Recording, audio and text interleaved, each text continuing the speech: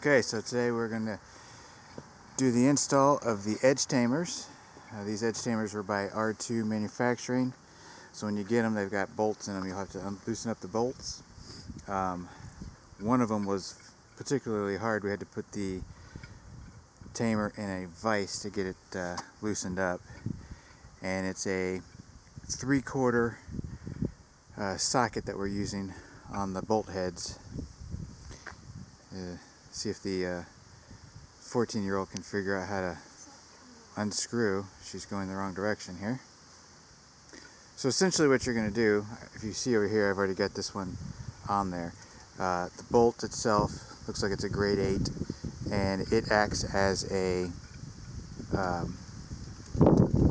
pinch point, and so it'll clamp down. Once you tighten it up, it should be pretty secure.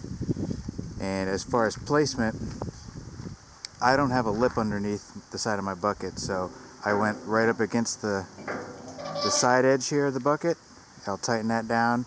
Same thing on the opposite end.